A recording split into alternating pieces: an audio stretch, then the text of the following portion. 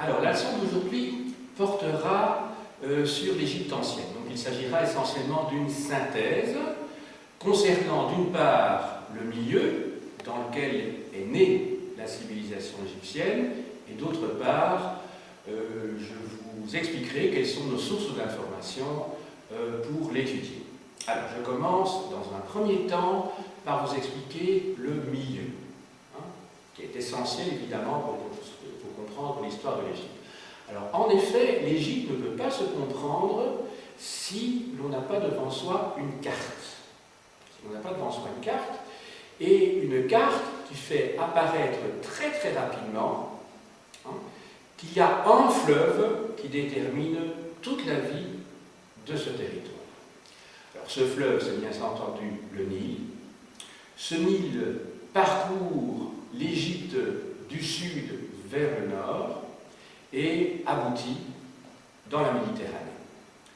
Alors, je vais vous montrer sur la carte qui se trouve au mur ici, le parcours que suit le Nil. Donc en fait, le Nil prend sa source bien au-delà de l'Égypte. Alors, vous avez ici un planisphère politique qui date un petit peu, puisqu'il est antérieur à la chute du mur de Berlin. Alors, vous avez ici l'Afrique, bien entendu. Alors, regardez, l'Égypte actuelle, je dis bien, actuelle, parce que l'Égypte dans l'Antiquité n'a pas cette forme de carré qui est celle du territoire égyptien à l'heure actuelle, carré qui s'explique évidemment parce que nous sommes en plein désert et qu'on a pris tout simplement des délimitations qui correspondent simplement, je dirais, on a coupé un territoire comme ça entre la Libye et l'Égypte et d'autre part entre l'Égypte et le Soudan. Ça explique que c'est une forme géométrique. Alors, le Nil, en fait, il prend sa source en Afrique centrale, sa source principale. Alors, le Nil comprend en fait deux branches. Il y a le fleuve principal qui trouve sa source à la hauteur du lac Victoria, donc à la hauteur de l'Ouganda, ici, ce qu'on appelle le Nil blanc. Et d'autre part, il y a un affluent du Nil, en tout cas c'est sa seconde branche, qui est le Nil bleu, que vous voyez ici, qui part des montagnes d'Éthiopie et qui rejoint le Nil blanc, ici, à Khartoum, qui est la capitale du Soudan. Donc je remonte, vous avez ici le Nil blanc, et ici, vous avez le Nil bleu. Alors, ceci est essentiel. Pourquoi? Parce que le Nil se trouve en fait dans un désert. En fait, si vous voyez l'Égypte, elle se trouve dans la prolongation du Sahara. Le Sahara qui va de la côte atlantique ici jusque-là, donc autrement dit, du Rio de Oro, de la Mauritanie, ça couvre le Mali, l'Algérie, le Niger, le Tchad, le Soudan, donc le Sahara, c'est toute cette région-ci.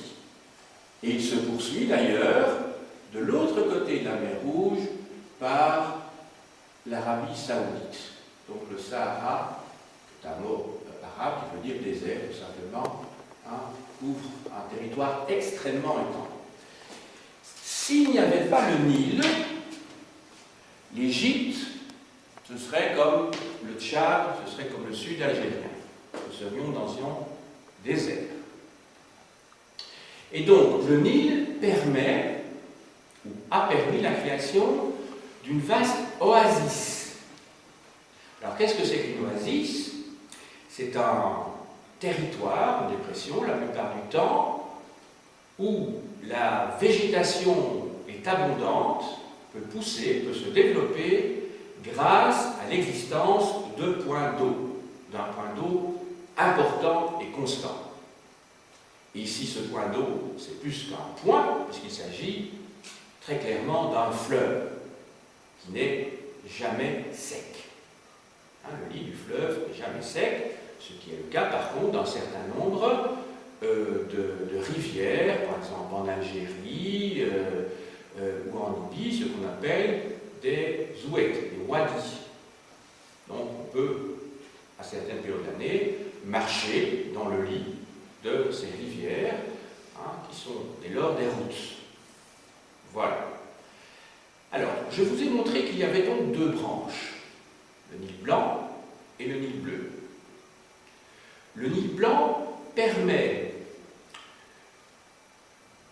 un régime pour le fleuve constant toute l'année. En effet, le Nil blanc, qui trouve sa source dans la région des Grands Lacs d'Afrique centrale, bénéficie de pluies régulières et abondantes. Vous savez qu'à l'équateur, il pleut constamment. Donc, comme il pleut constamment, eh bien, l'eau arrive également constamment. Et c'est ce qui explique que le Nil n'est donc jamais à sec lorsqu'il court, il parcourt des milliers de kilomètres en zone aride. En revanche, le Nil bleu, qui lui trouve ses sources en Abyssinie, c'est-à-dire en Éthiopie, n'est alimenté qu'à une période de l'année, une période qui est limitée dans le temps. En effet, l'Éthiopie est constituée, entre autres choses, de montagnes. Pendant l'hiver, les neiges abondantes qui tombent sur ces montagnes d'Éthiopie vont se solidifier, et ce n'est qu'au printemps qu'au moment de la fonte des neiges, cette eau, formée donc par l'ensoleillement, par le réchauffement du climat, va fournir des masses d'eau qui vont dévaler des montagnes d'Éthiopie, former des ruisseaux, puis des rivières, et enfin le Nil bleu. Et donc ce sont cette fonte des neiges, à partir du début du printemps, fin mars, début avril, évidemment la fonte des neiges va continuer dans les mois qui vont suivre, en mai en particulier au mois de juin, et c'est cette eau fournie par la fonte des neiges qui va amener une quantité d'eau très très importante dans le Nil à partir de Khartoum, qui est donc le confluent entre le Nil blanc et le Nil bleu. Il faut savoir aussi que les pluies qui vont tomber pendant l'été en Éthiopie vont alimenter également le Nil bleu, donc après la fonte des neiges, et c'est ce qui explique que l'Égypte connaît des crues importantes entre le mois de mai et le mois d'octobre. Effectivement, si vous voyez la dimension du Nil, vous allez voir que les distances sont énormes entre ici le lac Victoria et d'autre part la première cataracte qui marque le début de l'Égypte proprement dit. Donc il y a des kilomètres, des milliers de kilomètres à parcourir. Il faut au moins 2 mois pour que cette eau qui vient de là et cette eau surtout qui vient de là arrive enfin en territoire égyptien. Celle-ci, je vous ai dit, elle est régulière et constante toute l'année. Donc à la limite, entre le moment où elle est produite et le moment où elle arrive, on ne voit pas tellement de différence puisque le niveau de l'eau est constant. Tandis pour que cette eau-là arrive ici, en Égypte, ça va prendre 1 mois et demi, 2 mois. Ça va ? Et à partir du mois de juin jusqu'au mois d'octobre, l'Égypte va être tout à fait inondée. Quand je dis l'Égypte, entendons-nous bien, c'est l'Égypte ancienne. L'Égypte ancienne, c'est la vallée du Nil et le delta. Le reste du territoire est un désert, par définition, ne ne sera jamais inondée. Alors, concrètement, la vallée du Nil est assez étroite. Il s'agit d'une vallée encaissée qui a entre 1 km et 20 km de large. Dans le meilleur des cas, je dis bien. Tandis que le delta du Nil, et donc, je vais plutôt vous montrer la carte murale qui se trouve de l'autre côté. Alors, vous avez ici donc le Nil en Égypte. La vallée est donc, je vous dis, relativement étroite et encaissée. Et à partir d'ici, donc un peu au nord de Memphis, vous avez la formation d'un delta. On est en plaine, et donc le fleuve va se subdiviser en de multiples branches. Alors, ce delta tire son nom de la lettre delta en grec, parce qu'effectivement, vous voyez que cette région a la forme d'un triangle, et ce triangle, effectivement, correspond à la lettre delta, donc D, pour les Grecs, mais vu de Grèce, bien entendu. Donc c'est un triangle sur sa pointe, dont la base se trouve au nord. Alors cette région du delta du Nil est constamment sous eau, si je puis dire. Évidemment, il y a beaucoup plus d'eau entre le mois de juin et le mois d'octobre, mais c'est une région constamment humide. Quand je dis sous eau, il ne faut pas exagérer, mais enfin humide. Donc là, c'est une région où il n'y a jamais de problème d'eau qui se pose pour alimenter, donc pour permettre à la végétation de pousser. Alors cette période qui dure 4 mois, de juin à octobre, est une période où la population égyptienne se trouve, j'allais dire, en chômage technique. Elle est désœuvrée, en tout cas, par rapport au travail des champs. On ne peut pas travailler dans les champs à ce moment-là, puisque la région est isolée. Surgissent seulement de la vallée les villages, bien entendu, mais les terres elles-mêmes sont isolées. Les terres sont inondées, excusez-moi, sont inondées. C'est à partir de la deuxième moitié du mois d'octobre que les crues ayant disparu, le niveau de l'eau va baisser progressivement. Les terres qui ont été inondées vont se retrouver, comment dirais-je, vont être couvertes par du limon, par des terres extrêmement fertiles qui viennent en fait d'Afrique centrale, qui ont été charriées par le cours du Nil. Si vous voyez le Nil au moment de la crue, c'est évidemment pas de l'eau transparente. Vous allez voir que le Nil transporte constamment ce limon, des alluvions, et c'est ce qui explique d'ailleurs la forme de plus en plus bombée de la base du delta.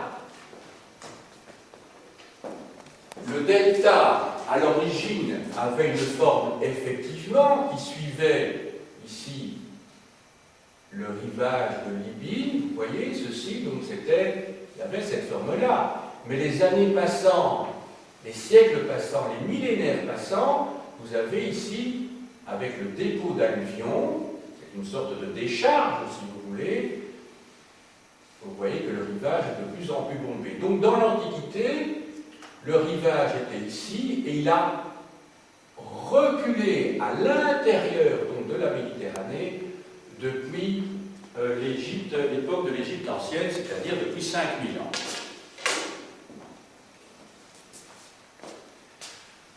Alors, toute l'activité de l'Égypte est liée évidemment à son milieu et à son climat. Alors, l'activité principale, depuis le néolithique, souvenez, depuis cette révolution agricole et liée à l'élevage également, qui apparaît il y a 12 000 ans au Proche-Orient, eh bien, toute cette activité, et donc toute l'activité économique et sociale de l'Égypte, est donc liée principalement à l'agriculture, mais aussi secondairement à l'élevage et aussi à la pêche. Il ne faut pas oublier qu'un fleuve pourvoit en nourriture, hein, bien sûr. Alors que font les Égyptiens pendant ces 4 mois où ils sont désœuvrés? Eh bien, ils sont très religieux. Il ne faut pas oublier que pour les peuples primordiaux, archaïques, la religion, et encore maintenant, mais enfin surtout dans ces populations à l'époque où la science, la technique n'est pas encore présente, ce qui se passe, c'est que c'est la religion qui soude véritablement les individus entre eux et qui forme les soubassements de l'idéologie qui permet à un pouvoir de s'imposer. Alors, pendant ces 4 mois-là, eh bien, les paysans participent à la construction de temples et participent à la construction de tombeaux. Alors, j'allais dire, mais comment est-ce possible puisque la vallée est inondée? Non, parce que justement, les tombeaux et les temples se trouvent à distance des rives du fleuve, bien entendu. Et pour les tombeaux, ce n'est pas seulement pour des raisons pratiques, c'est évidemment aussi pour des raisons symboliques. Parce que les pyramides se trouvent à la lisière entre les territoires arables, autrement dit, qui symbolisent la vie, et le désert, qui symbolise la mort. Donc, les tombeaux sont à la limite. C'est un lieu de passage entre la vie et la mort. Donc, il y a également une raison, et je dirais même d'abord, une raison symbolique derrière tout cela. Les pyramides, vous le savez peut-être, et les hypogées, qui sont donc les tombes du Nouvel Empire, dans la deuxième moitié du 2e millénaire avant notre ère, ce Nouvel Empire, eh bien, ces hypogées se trouvent, et ces pyramides se trouvent toujours sur la rive gauche. La rive droite étant destinée à la construction des monuments civils ou des temples. Hein.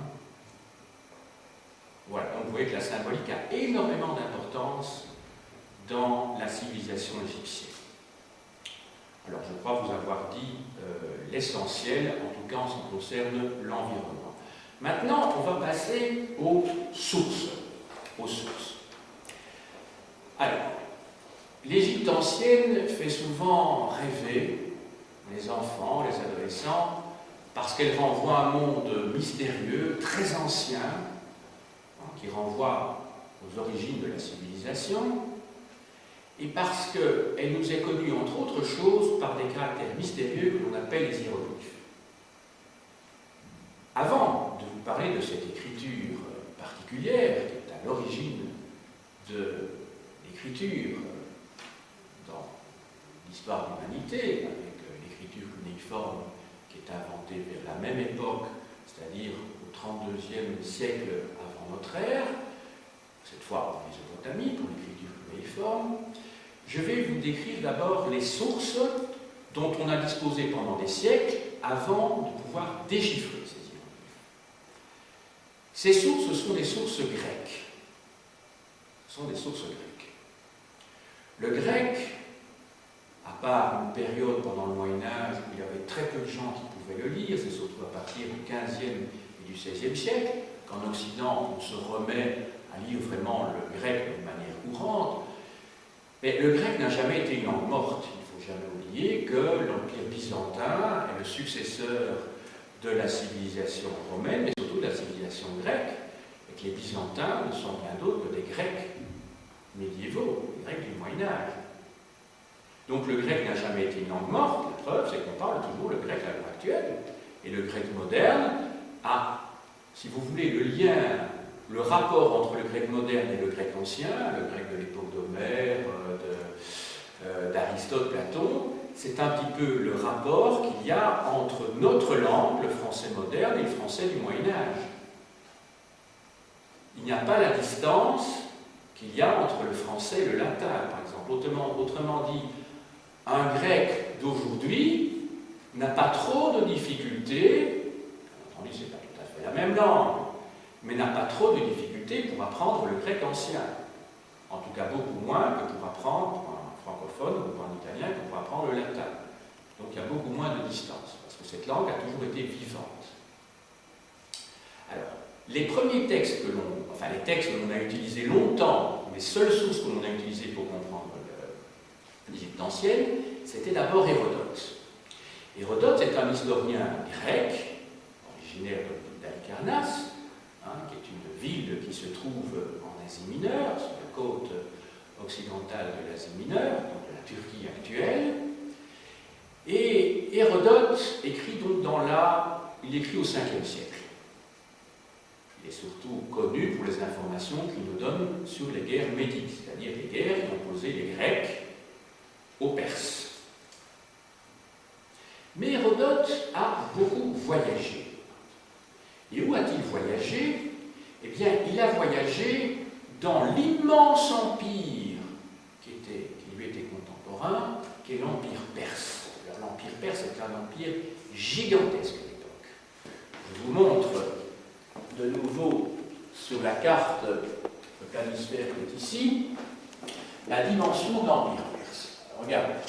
L'Empire perse, en fait, il allait d'ici à ce qu'on appelle, ça couvre en gros la Turquie d'Europe actuelle, qui est un petit bout de la Turquie qui se trouve à l'ouest du Bosphore, et l'Empire perse, tenez-vous bien, allait jusqu'à l'Indus. Donc, il couvrait la Turquie actuelle, l'Iran, bien sûr, parce que l'Iran, c'est le cœur, le centre de l'Empire perse, en particulier ici le sud. Il couvrait donc la Turquie actuelle, l'Iran, l'Afghanistan, le Pakistan, la partie du Pakistan qui se trouve à l'ouest de l'Indus. Il couvrait également l'Irak, il couvrait la Syrie, le couloir syro-palestinien et l'Égypte, justement. En tout cas au 5e siècle. À un moment donné, l'Égypte va redevenir indépendante pour redevenir une deuxième fois perse au IVe siècle avant notre ère, avant que tout cet empire ne soit conquis par Alexandre le Grand dans la deuxième moitié du IVe siècle avant Jésus-Christ. Alors regardez, vous voyez la dimension de cet empire, c'est quelque chose de gigantesque. Il y a des distances vraiment fabuleuses entre la partie occidentale et la partie orientale de l'Empire perse. Et en face de ça, vous avez près de 200 petites cités grecques sur le territoire, en Grèce continentale. Donc vous imaginez la différence qui peut exister entre les deux. Hérodote, qui est un grec, il va voyager dans cet empire perse. Il va voyager en Anatolie, donc dans la Turquie actuelle, il va voyager dans l'Irak actuel, donc la Mésopotamie, et il va surtout voyager en Égypte. Il va surtout voyager en Égypte.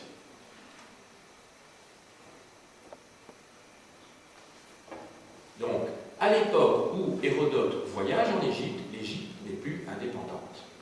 Elle n'a plus de pharaon. Ou plus exactement, c'est le roi des rois, l'empereur de Perse, qui est pharaon, si vous voulez. De la même manière, Alexandre le Grand sera aux yeux des Égyptiens pharaon. Il va récupérer évidemment cette idéologie pour installer son pouvoir, et c'est ainsi que le général qui va lui succéder, qui s'appelle Ptolémaios, et les successeurs de Ptolémaios, donc jusqu'à Ptolémée XIV, mari de Cléopâtre, je crois que c'était Ptolémée XIV, sauf erreur de ma part, de Cléopâtre VII, qui va être défaite avec Marc-Antoine à Actium par Octave en 31 avant notre ère. Eh bien, donc, pendant cette période-là, l'Égypte n'a pas de pharaons locaux, des pharaons nationaux. Alors, Hérodote, principalement dans le livre 2 de son enquête, et dans une partie du livre 3 de son enquête, décrit l'Égypte sur le plan géographique, mais également sur le plan ethnographique, mais il prend un certain nombre d'informations auprès des prêtres. Les prêtres qui sont les détenteurs, si vous voulez, d'un savoir immémorial et qui sont également les conservateurs de l'histoire égyptienne.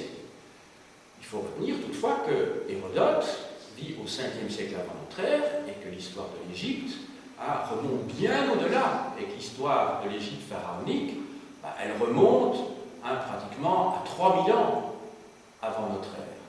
Autrement dit, les prêtres que Hérodote rencontre, ce sont des gens qui sont détenteurs d'un savoir oral, d'archives également, mais ils ne sont pas du tout contemporains des faits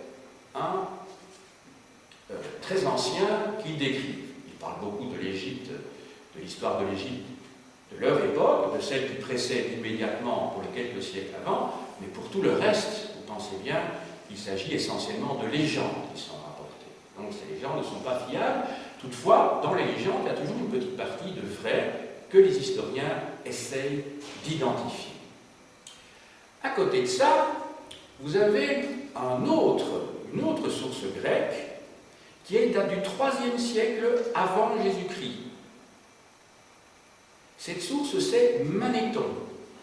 Manéthon, c'est un prêtre égyptien qui a écrit l'histoire de l'Égypte ancienne, mais la plupart des livres qu'il écrit sur l'Égypte ancienne ont disparu. On n'en a que quelques fragments, quelques passages seulement. Manéthon écrit sous les 2 premiers Ptolémées. Donc il écrit, lui, en grec, c'est un prêtre égyptien qui écrit en grec, il écrit donc dans la première moitié du IIIe siècle avant Jésus-Christ, sous les 2 premiers Ptolémées. Heureusement, il écrit en grec, le grec était accessible, et donc on connaissait Manéthon. C'est Manéthon qui a classé l'histoire de l'Égypte en 30 dynasties. Et ce classement en 30 dynasties sert toujours à l'heure actuelle de référence chronologique pour les égyptologues actuels, même s'ils ont apporté beaucoup de nuances à cette succession de pharaons. Parce qu'effectivement, les dynasties de Manéthon ne correspondent pas toujours à des dynasties réelles. Parfois, certaines de ces dynasties ne sont rien d'autre que des branches collatérales de dynasties existantes. Parfois aussi se chevauchent des dynasties qui ont sans doute régné dans des parties différentes de l'Égypte. Donc il n'y a sans doute pas eu 30 dynasties au sens où nous l'entendons de familles différentes. Voilà.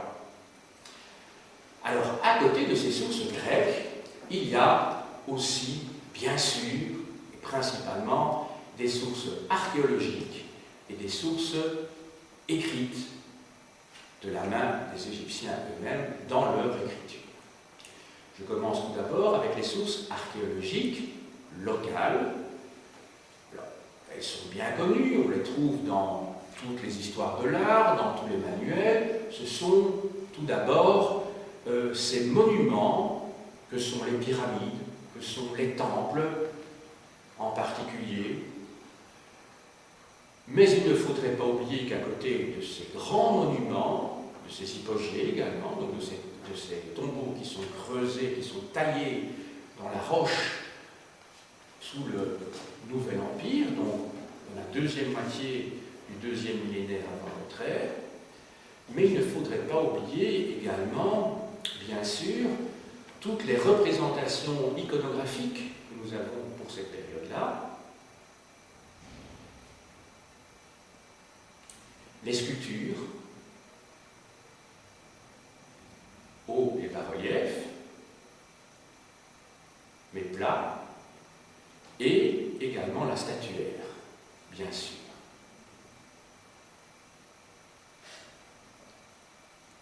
Alors ces sources sont très abondantes, et il ne faut pas s'attacher uniquement aux sources royales, aux sources aristocratiques. Il faut savoir que nous ont été laissés par la civilisation égyptienne, également de nombreux témoignages du petit peuple également, hein, en particulier concernant le matériel funéraire ou des objets de la vie quotidienne. Un témoignage particulièrement intéressant, c'est cette ville des ouvriers qui construisaient et qui creusaient les hypogées à l'époque du Nouvel Empire.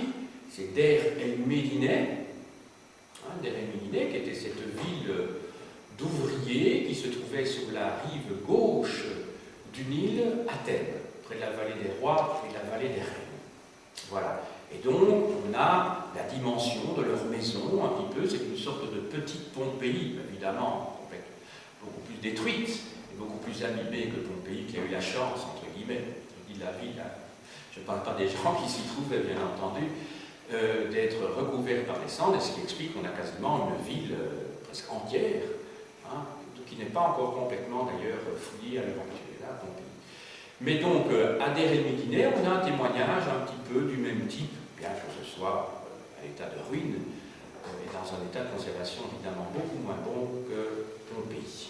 Donc on a la dimension des habitations, on voit un petit peu, grâce à des objets qu'on a pu trouver là, quelle était la vie quotidienne du petit peuple. Et ce n'est pas seulement les pharaons, hein, ou les grands prêtres qui nous sont renseignés de cette manière.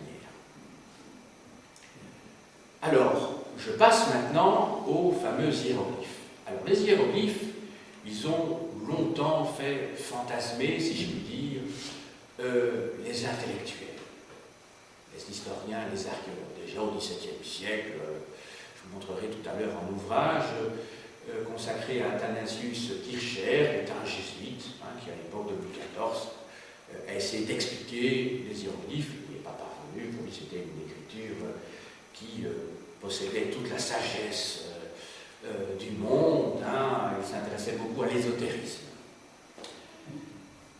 Alors, la découverte essentielle date de 1798. En 1798, le général Bonaparte est envoyé par le Directoire, c'est-à-dire le gouvernement républicain révolutionnaire français de cette époque, il est envoyé en Égypte. Alors, il est envoyé en Égypte pour deux raisons. Il est d'abord envoyé en Égypte parce que c'est un général ambitieux et que l'on ne souhaite pas trop l'avoir dans les pattes en France, parce qu'on sent déjà qu'il pourrait devenir dangereux pour le pouvoir central à Paris. Mais officiellement, ça c'est la raison officieuse, mais la raison officielle, c'est qu'il doit atteindre, conquérir l'Égypte pour contrôler la route des Indes. Les Anglais, après ce que moi j'appelle la Première Guerre mondiale, hein, c'est-à-dire la guerre de 7 ans, entre 1756 et 1763, qui avait opposé, entre autres choses, entre autres pays, les Britanniques et les Français avaient perdu leur empire colonial. Ils avaient perdu le Québec, qui était passé entre les mains des Britanniques. Ils avaient gardé la Louisiane, qui sera vendue peu de temps, un quart de siècle plus tard, par le premier consul Bonaparte aux Américains, après leur indépendance. Ils avaient perdu leur colonie d'Afrique, le Sénégal en particulier, et les Français avaient perdu également leur empire des Indes. Il ne faut pas oublier que l'Inde a été française à un moment donné.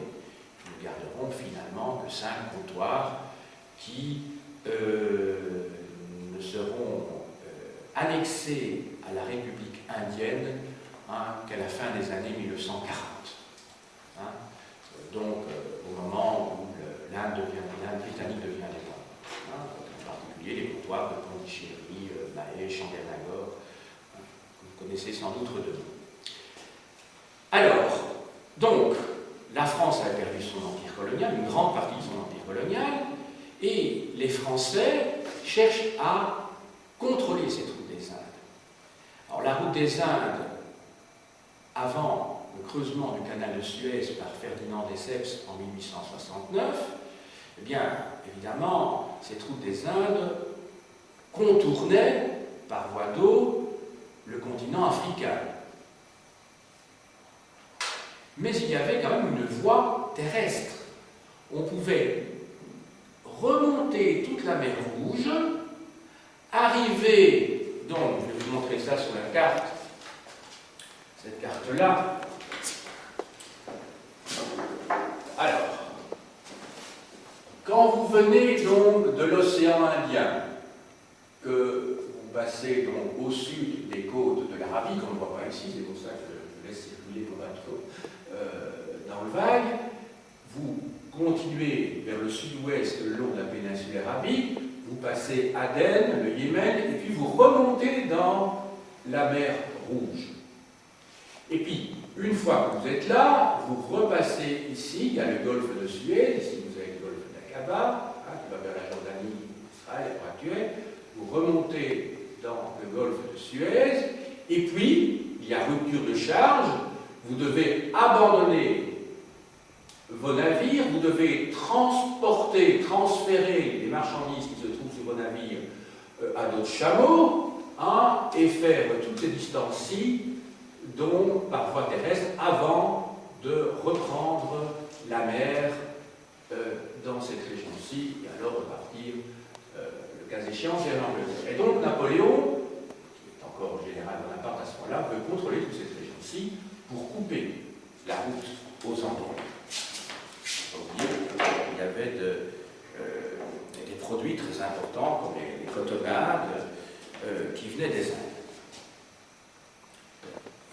Napoléon conquiert pour peu de temps l'Égypte, mais ce qui est intéressant, c'est que lorsqu'il part de France, il se fait accompagner de 150 savants. Donc, ce n'est pas seulement une expédition militaire, c'est aussi une expédition intellectuelle. Et parmi ces savants, on trouve des zoologues, on trouve des botanistes, on trouve des architectes qui vont faire des relevés, on trouve aussi des archéologues. Mais il se fait que c'est un militaire, un capitaine donc de l'armée de Bonaparte, qui s'appelle François-Xavier Bouchard, qui va découvrir près de la côte de la Méditerranée, à Rosette. Je vous montre où se trouve Rosette. Rosette se trouve ici. Donc, là-bas, il y a Alexandrie ici, Rosette se trouve là. Il va donc, Rosette c'est le terme français d'un village arabe qui porte maintenant le nom de Ashbar, je crois. Enfin, ne retenez pas ce nom-là parce qu'il faudrait que je vérifie. Il trouve donc ce capitaine, enfoncé dans le sable, il trouve une stèle. Une stèle qui date du début du IIe siècle avant Jésus-Christ, plus précisément de 196 avant Jésus-Christ. Donc une stèle très tardive. Sauf erreur de ma part, c'est Ptolémée VII qui l'a édictée, donc une ordonnance. Cette stèle devait à l'origine être plantée verticalement dans le sol pour informer les fonctionnaires locaux, le clergé, la population, des ordres du pharaon. Alors ce qui est intéressant, c'est que c'est une stèle tardive, à l'époque où ce sont des pharaons macédoniens, des pharaons grecs donc, qui dominent l'Égypte pendant 3 siècles, et justement, pour être compris des fonctionnaires et de l'élite, le pharaon faisait publier ses ordonnances en égyptien et en grec. Et c'est ainsi que l'on trouve sur cette stèle, la fameuse pierre de Rosette qui est conservée maintenant au British Museum à Londres, ça se trouve dans une salle au rez-de-chaussée à droite quand vous entrez. Que trouve-t-on sur cette stèle? Alors, peu importe à la limite le contenu de la stèle. Ce qui est intéressant, c'est qu'elle est rédigée dans 3 écritures différentes, dans 2 langues, mais dans 3 écritures. Dans la partie supérieure, qui est la plus abîmée, vous avez un texte égyptien écrit en hiéroglyphe, qui était la langue sacrée, la langue des prêtres. Juste en dessous, vous avez un texte en égyptien également, mais cette fois écrit en démotique. Démotique, ça vient de démos, qui veut dire le peuple. Entendons bien, il ne s'agit pas des petits paysans qui, bien entendu, ne savaient pas lire, hein, de la grande masse de la population qui ne savait pas lire. Ce texte était destiné aux scribes, aux fonctionnaires. Le démotique est une écriture cursive, donc qui ne ressemble plus du tout aux hiéroglyphes, même si ceux-ci sont à l'origine de cette écriture démotique. Et en dessous, c'est ça qui a intéressé évidemment les savants, c'est que vous avez le même texte, mais en langue grecque et en écriture grecque. On connaît le grec, on ne connaît pas l'égyptien. À partir de l'écriture grecque et du texte grec, les savants se sont évertués pendant près de 20 ans à essayer de comprendre et de déchiffrer cette écriture qui se trouvait dans les deux parties supérieures de la stèle. Ils avaient toutefois deux idées qui étaient justes. C'est que ils ont eu une hypothèse qui était tout à fait correcte, que les signes qui étaient entourés dans un cartouche dans la partie supérieure, donc dans la partie des hiéroglyphes, étaient certainement des noms, des mots importants. Il se fait que dans la partie inférieure en grec, il y a à plusieurs reprises le nom du pharaon de cette époque-là, qui est Ptolémée, donc en grec Ptolémaios. Logiquement, ils se sont dit que ce qui se trouvait dans les cartouches, c'était soit des noms de rois, soit des noms de dieux. Ça, c'est la première hypothèse qui s'est avérée juste et qui était antérieure à Champollion, dont je vais vous parler dans un instant. La deuxième hypothèse, c'est qu'il se disait que pour accéder à cette langue égyptienne ancienne, il y avait sans doute une langue à laquelle on devait se référer, qui était le copte. Le copte, qui était la langue, qui est toujours la langue liturgique des chrétiens d'Égypte.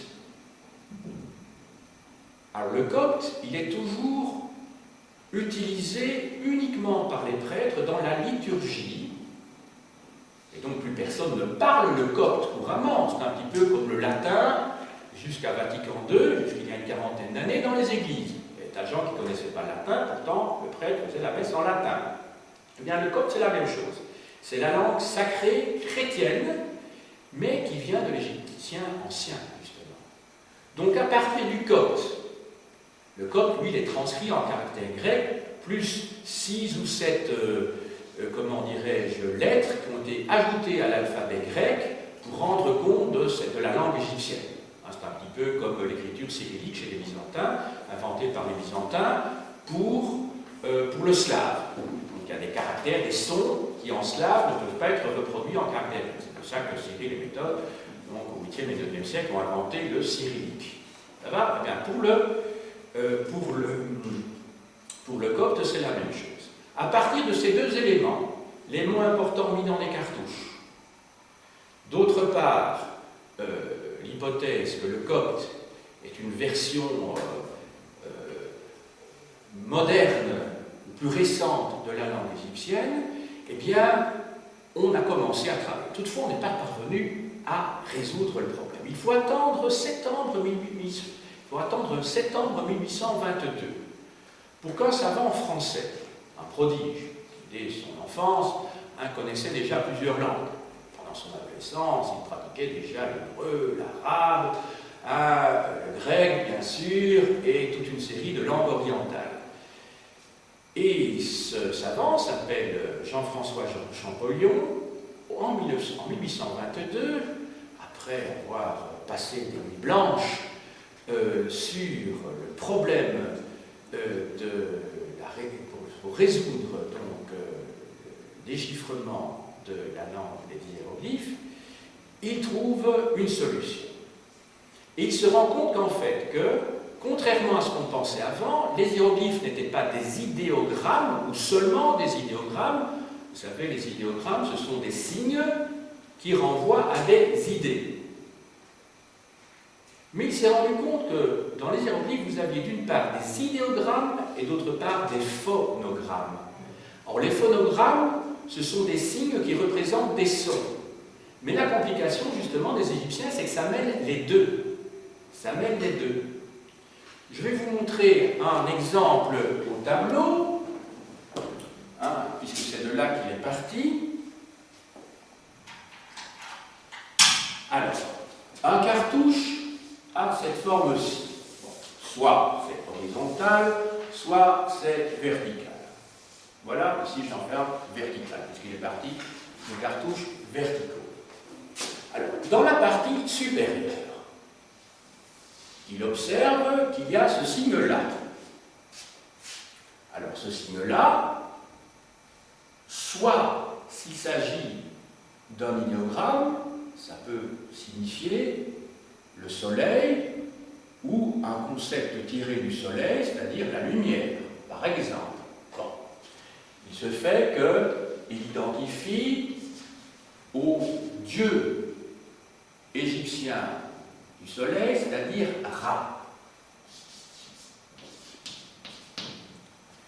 Alors, en dessous, il y a ce signe-ci,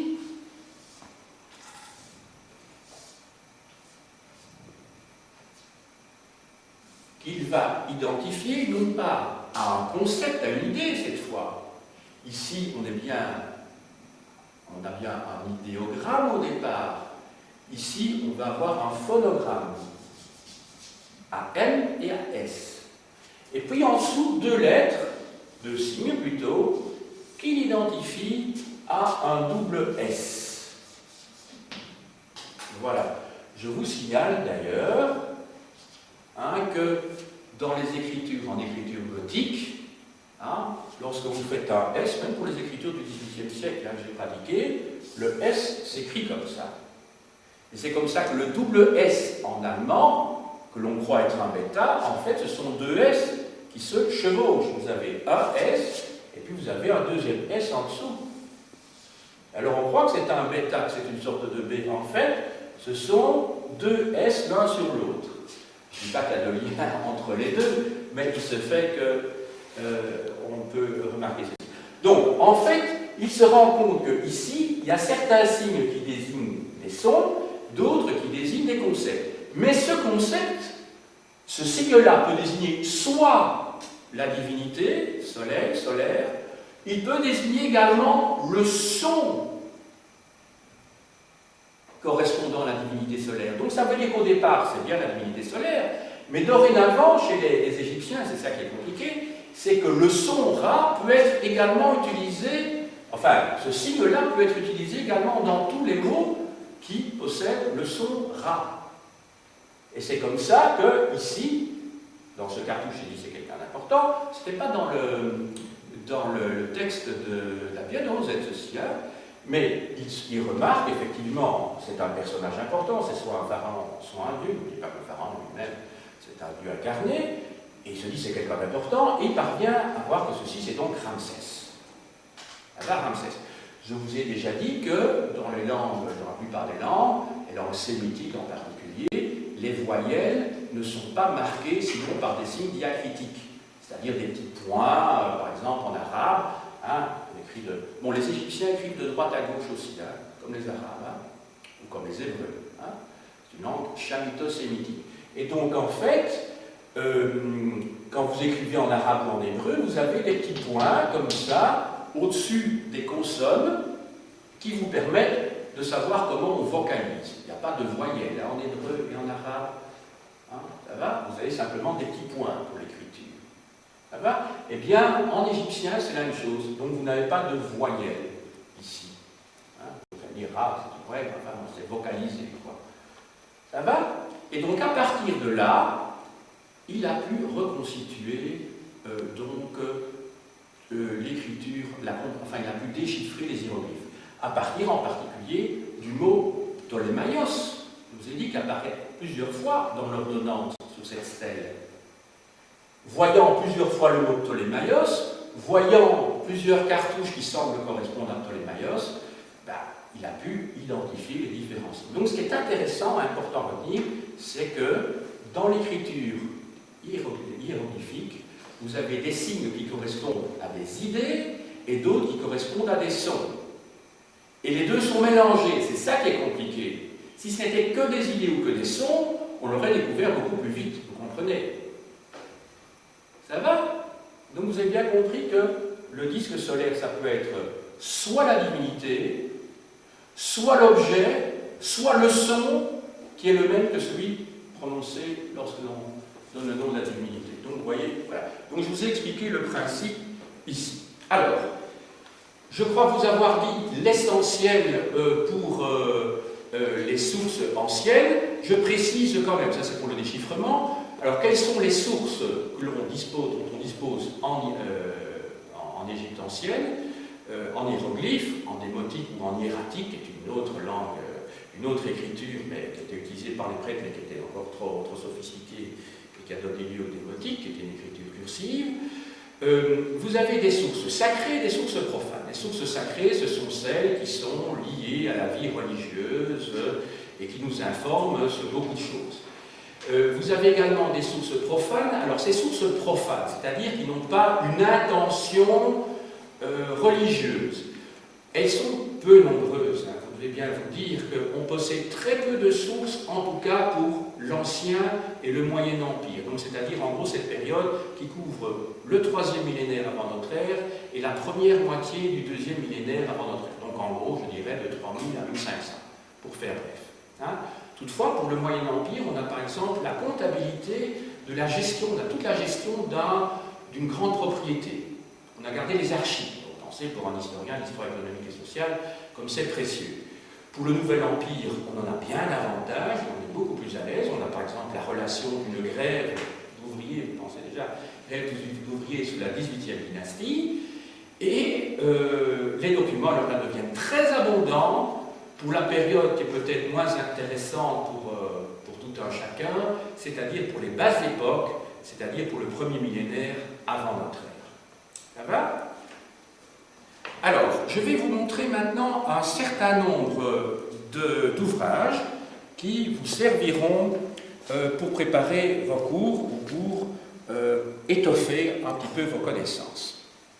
Alors, je vais reprendre le plan de mon exposé. Je commence d'abord par les sources grecques. Alors, la source grecque par excellence, dont on s'est servi longtemps, c'est donc Hérodote. Je vous ai apporté le tome 1, ici, de ses histoires, qui est la traduction habituelle et ancienne, traditionnelle qu'on utilisait. Il faut plutôt utiliser le terme enquête, parce que le terme historien en grec signifie une enquête. Donc, ici, c'est une traduction littérale, je dirais presque, il faudrait plutôt utiliser une traduction qui correspond au contenu de ce qui se trouve dans l'ouvrage. Et ce n'est pas par hasard que les deux premiers fascicules destinés au premier et au deuxième s'intitulent « Enquête d'histoire ». Donc, il y a un jeu de mots, évidemment, sur le mot « enquête ». Voilà.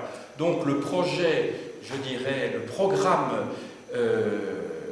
actuel veut retourner, au fond, aux origines, à l'origine étymologique du projet d'Hérodote. Alors, il a écrit 9 livres. Oui, ici, en français, ça fait, en traduction en français, ça ne fait que 2 volumes. 9 livres, hein, qui portent chacun le nom d'une des 9 muses qui entouraient Apollon. Vous savez qu'Apollon était entouré d'un certain nombre de divinités mineures qui étaient, comment dirais, spécialisées dans une des formes d'art. Il y avait la poésie, le théâtre, etc. Alors, le livre 2, le livre 1 s'appelle Clio, c'est la muse de l'histoire, comme vous savez, mais c'est en fait dans le livre 2, consacré à Euterpe, que vous avez les informations concernant l'Égypte, et dans une partie du livre 3 concernant, sous l'égide de Thalie. Alors, je vous lis un très bref passage au début du livre 2, il faut toujours retourner aux sources, comme vous savez, et je prends tout au début de ce livre-là, Hérodote qui dit « Tel est le récit que les prêtres me firent à propos de ces enfants et de la façon dont ils furent élevés. Au cours des entretiens que j'eus à Memphis avec les prêtres d'Héphaïstos, j'appris encore d'autres choses, etc., etc. » Donc on voit bien ici que ses sources sont sacerdotales, en tout cas pour le passage que je vous ai lu. Donc il est édité aux Belles Lettres, vous le trouvez également en édition de poche. Alors, je vous ai parlé ensuite de Manéthon. Manéthon. Alors Manéthon, c'est donc cet historien, ce prêtre égyptien qui écrit en grec au début du IIIe siècle avant Jésus-Christ, donc sous les 2 premiers Ptolémées. Alors Manéthon, je vous ai dit, il n'a laissé que quelques fragments. On n'a pas grand-chose. En tout cas, on a la liste des 30 dynasties. Et un auteur bien connu de bande dessinée en Belgique, Edgar Jacobs, a publié maintenant, il y a bien longtemps, puisque ça date de 1954, donc il y a un demi-siècle, 2 albums qui s'intitulent « Le mystère de la Grande Pyramide », dont le tome 1 s'appelle « Le papyrus de Manéthon ». Le papyrus de Manéthon. Et dans cet album, on trouve comme point de départ de l'aventure de Blake et Mortimer, justement un fragment d'un papyrus où il est question de Manéthon, justement, de Manéthon. Donc ce papyrus aurait pour auteur Manéthon, et c'est le point de départ de toute l'aventure. Parce que grâce à une stèle qui se trouve à la page précédente, qui dit, comment dirais-je, le conservateur et le chercheur qui travaille là-dessus, dit en fait que cette stèle viendrait de la grande pyramide de Khéops, XVIIe siècle avant notre ère, et permettrait de comprendre à partir de ce fragment où se trouve la fameuse grande chambre d'Horus, c'est-à-dire le lieu dans la grande pyramide de Khéops où les restes d'Akhénaton auraient été enfouis à la fin de son règne, puisqu'il a été, comment dirais-je, après son règne, tous les fidèles d'Aton ont été persécutés, donc ça se situe au XIVe siècle avant notre ère. Voilà. Et donc je crois, si je vous le montre, c'est parce que je crois qu'en première secondaire, il y a moyen peut-être de partir de cette bande dessinée, d'autant plus que cette découverte est précédée d'une visite du musée par Mortimer, où on voit toute une série de statues et d'objets célèbres. Alors, un petit ouvrage qui relate l'histoire de l'égyptologie, il est dû à Sauneron, dans la collection Que sais-je, c'est le numéro 1312. Vous apportez également une biographie du frère de Champollion, Jacques-Joseph Champollion-Figeac, qui l'a beaucoup aidé dans ses recherches et qui a eu un rôle important, parce que Champollion, il était en fait le secrétaire, son frère était le secrétaire du secrétaire perpétuel de l'Académie des inscriptions et belles-lettres, et Champollion va justement, une fois qu'il a trouvé la clé des hiéroglyphes, il va c'est par l'intermédiaire de son frère, il va écrire la fameuse lettre à M. Dacier, qui est le secrétaire perpétuel de l'Académie, où il fait connaître cette découverte tout à fait remarquable. Je n'ai pas dit aussi tout à l'heure qu'au lendemain de l'expédition d'Égypte, Napoléon a fait publier la description de toute l'Égypte, ça fait 21 volumes, 9 volumes de texte et 12 volumes de planches, de dessins, si vous voulez, qui a été publié en 1808 et le dernier volume apparu en 1821, donc à l'époque du roi Charles IV. Alors, le volume de Charles-Olivier Carbonel, c'est celui-ci. Donc, l'autre Champollion, mais il y a des renseignements très importants, très intéressants sur la découverte elle-même.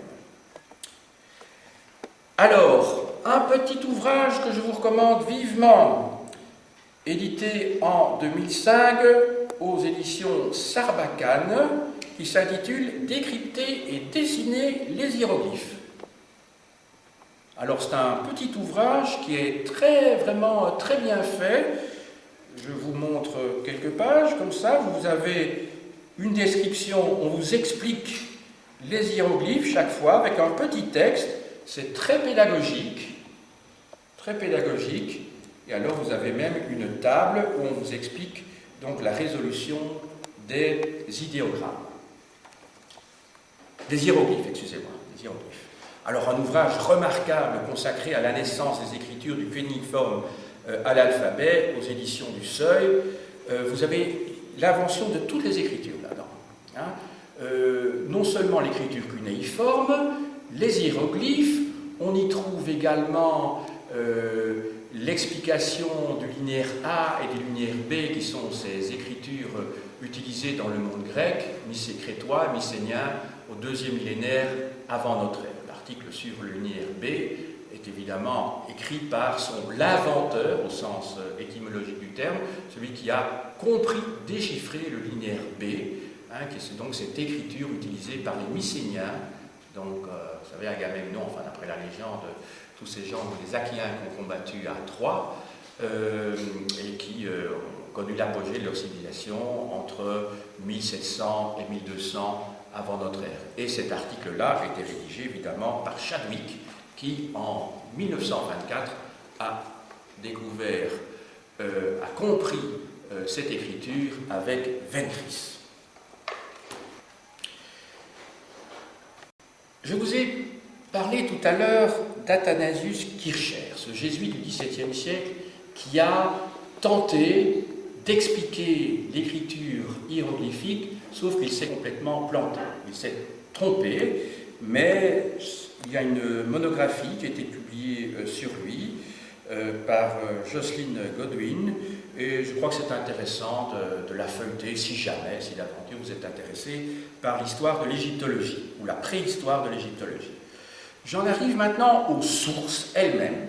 Il y a très peu de recueils de sources égyptiennes publiées, autant pour les textes grecs, les textes latins. Je vous ai déjà donné toute une série d'informations, ou je vous donnerai plutôt des informations bibliographiques. Pour les textes égyptiens, c'est plus difficile. Donc je vous recommande cet ouvrage aussi, publié chez Gallimard dans la collection de l'UNESCO, les grands textes d'histoire de l'humanité, qui s'intitule « Textes sacrés et textes profanes de l'ancienne Égypte ».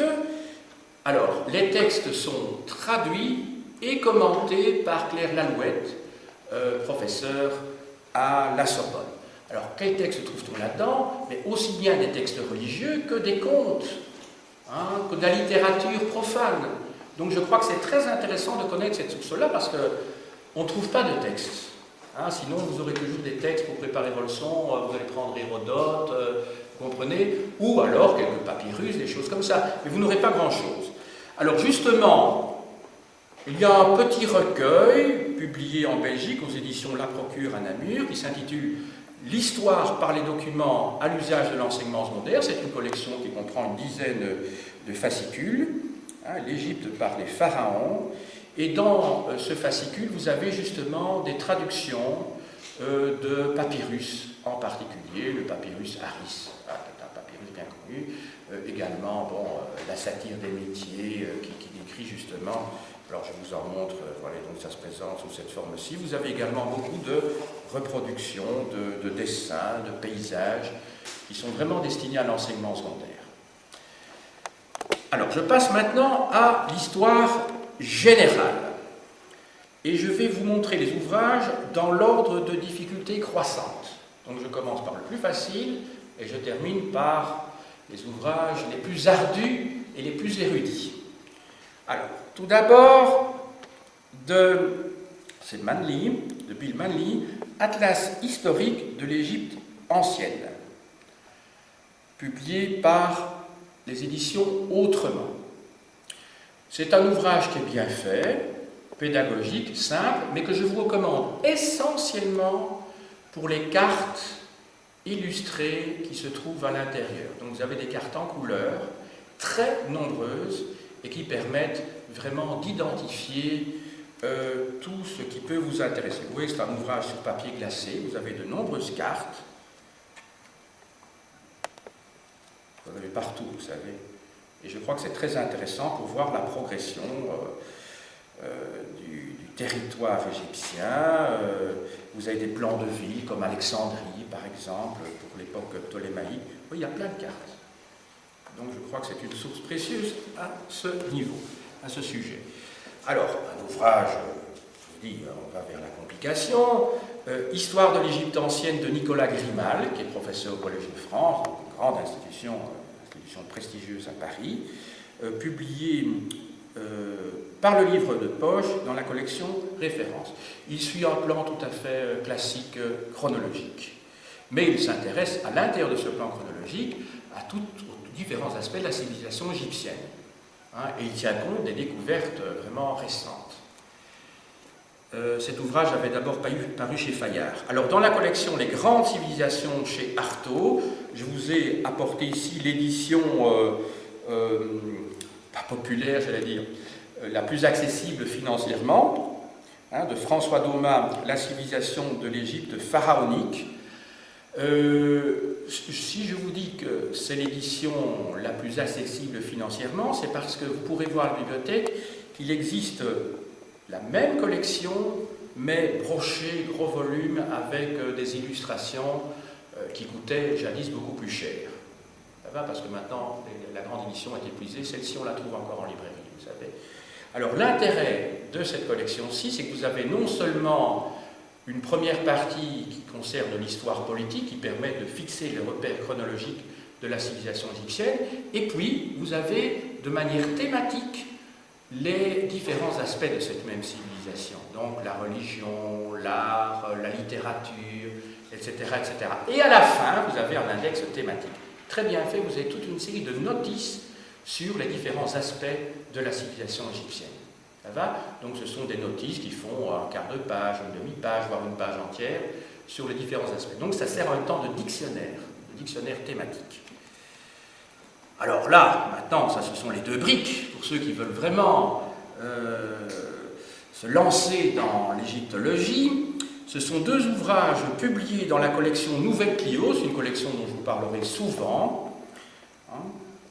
L'histoire et ses problèmes, c'est le sous-titre de cette collection. Le premier ouvrage de Jean Vercoter s'intitule L'Égypte et la vallée du Nil, et il couvre en fait la période qui va de 12 000 avant notre ère, c'est-à-dire depuis le néolithique, jusque la fin de l'Ancien Empire, c'est-à-dire la fin du 3e millénaire avant notre ère. Ça va? Donc de moins 12 000 jusqu'à moins 2000. Jusqu'à moins 2000, excusez-moi, j'ai peut-être dit 3000, jusqu'à moins 2000. Ça va? Donc ça couvre 10 000 ans. Alors, le tome 2 de la même collection est dû à Claude van der Sleyen, qui est peut-être professeur à l'université de Louvain, et qui couvre, lui, le 2e millénaire avant notre ère, c'est-à-dire le Moyen Empire, première moitié du 2e millénaire, et le Nouvel Empire, 2e moitié du 2e millénaire avant notre ère. Voilà. Alors ce sont des ouvrages, je ne vous dis pas, ce sont des briques, 700 pages, petits caractères. Il y a une première partie consacrée à la bibliographie, une deuxième partie qui est l'exposé des faits, et une troisième partie, non, pas dans ces volumes-ci justement, exceptionnellement. Normalement, pour les autres ouvrages de la collection, la troisième partie, ce sont les problèmes de la recherche actuelle. Ce n'est pas le cas ici. C'est pas le cas ici. Ce sont des ouvrages très très érudits. Donc je ne vous les conseille pas dans un premier temps, sinon vous risquez d'être dégoûté à tout jamais de l'histoire de la civilisation égyptienne. Ça va? Alors là, ce ne sont plus des ouvrages chronologiques, mais qui s'intéressent à la civilisation égyptienne. La vie quotidienne, tout d'abord, de François Daumas. C'est le même auteur que celui qui a écrit donc, La civilisation d'Égypte pharaonique, dans les grandes civilisations chez Artaud. La vie dans l'Égypte ancienne. Donc, ce sont les différents aspects de la civilisation égyptienne, mais la vie quotidienne plutôt. Alors, de Pierre Montet, aussi un grand égyptologue, une illustre gloire du passé, aussi professeur au Collège de France jadis, L'Égypte éternelle, c'est un ouvrage classique, agréable à lire, sur la civilisation égyptienne, c'est pas chronologique. Et alors, un petit recueil de textes qui s'intitule L'Égypte ancienne. Ce sont les articles, une série d'articles publiés dans la revue L'Histoire, revue dont je vous ai parlé à plusieurs reprises, qui se trouve sur les présentoirs de la bibliothèque de l'établissement ici. Donc c'est un recueil d'articles. Enfin, je vous montre 3 dictionnaires. Le premier, c'est le dictionnaire des pharaons de Pascal Vernus et de Jean Yoyot. Alors Pascal Vernus et Jean Yoyot, ce sont 2 grands égyptologues, maintenant ils doivent être Ils sont tous les deux à la retraite, en tout cas. Pascal Vernus était professeur à l'école pratique des hautes études, donc en Sorbonne, et Jean Huyot était professeur au Collège de France. Alors Jean Huyot aurait dû publier, mais il ne publie pas, ça n'a jamais vu son âge avancer, à moins que le projet soit repris par quelqu'un d'autre, il aurait dû publier le tome 3 de l'Égypte et la vallée du Nil. Hein, c'est annoncé depuis 20 ans, ça n'a jamais paru. Hein, et qui aurait dû porter sur le premier millénaire avant Jésus-Christ. Autrement dit, les basses époques de l'Égypte ancienne. Donc ce qui succède à la 19e, la 7e dynastie, c'est-à-dire les Ramessides, hein, et qui concerne donc les dynasties étrangères, éthiopiennes, etc., la dynastie indépendante du 7e siècle, et enfin l'époque perse et macédonienne. Donc, alors je reprends ce que je disais, dans ce dictionnaire des pharaons, il ne faut pas s'y tromper. Ce n'est pas un dictionnaire seulement des pharaons. Il y a en fait toute la civilisation égyptienne qui est dedans, même si les 3/4 des notices, les 2/3 des notices sont des notices consacrées, biographiques consacrées aux pharaons. Mais il y a des notices en particulier sur l'idéologie royale, qui avait été l'objet de la thèse d'ailleurs de Pascal Vernus. Il y a également des notices, par exemple, sur les grèves, la fameuse grève, là. Ça c'est peut-être un sujet étudié avec vos élèves. Hein, c'est la première grève de l'histoire connue. Hein, donc vous imaginez qu'elle date du 2e millénaire avant Jésus-Christ. Donc les ouvriers décident à un moment de ne plus travailler, hein, parce qu'ils ne payent pas leur salaire à temps. Ils ne sont plus payés. Voilà. Alors, du même Vernus, un petit dictionnaire que vous trouverez facilement aux éditions First, qui s'intitule « Dieu et Pharaon d'Égypte ». Je dirais que c'est un peu un résumé de ce qui se trouve là. Hein? Et enfin, bien entendu, le dictionnaire de l'Égypte ancienne, qui est extrait des principales notices qui se trouvent dans l'Encyclopædia Universalis. Alors, l'Encyclopædia Universalis a publié une série de dictionnaires sur la Grèce ancienne, etc., hein, et sur le Moyen-Âge en particulier, où les principales notices de l'encyclopédie se trouvent reprises. Et c'est dirigé par Jean Leclan, qui est lui aussi professeur au Collège de France, et longtemps secrétaire perpétuel de l'Académie des inscriptions et belles-lettres à l'Institut de France, donc Quai de Conti. Donc c'est une référence. Voilà, j'ai dit.